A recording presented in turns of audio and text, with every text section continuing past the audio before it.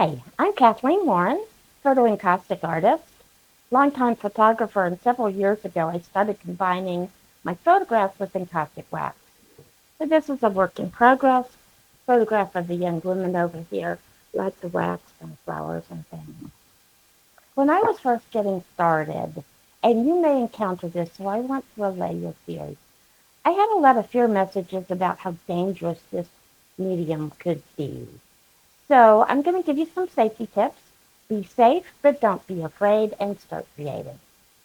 One concern is fires. I always have a fire blanket nearby. The only fires I've personally seen with Encaustic have been with the blowtorch. So if you decide to use that, get into using it, learn how to use it safely. Most common negative comment is about the fumes. Yes, beeswax can create toxic fumes. Don't overheat your wax, and that's going to really help.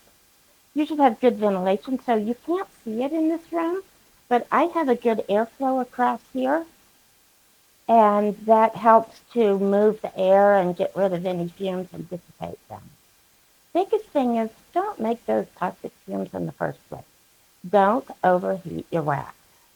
I like to use a griddle of some sort with temperature control. I never turn it up above 200, usually a little bit less. Sometimes from time to time I check the temperature.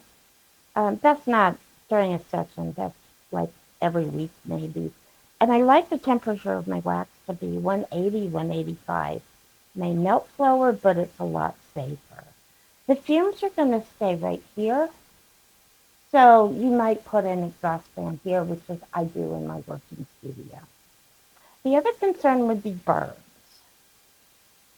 This is the heat gun I use the most because you are going to have to fuse layers.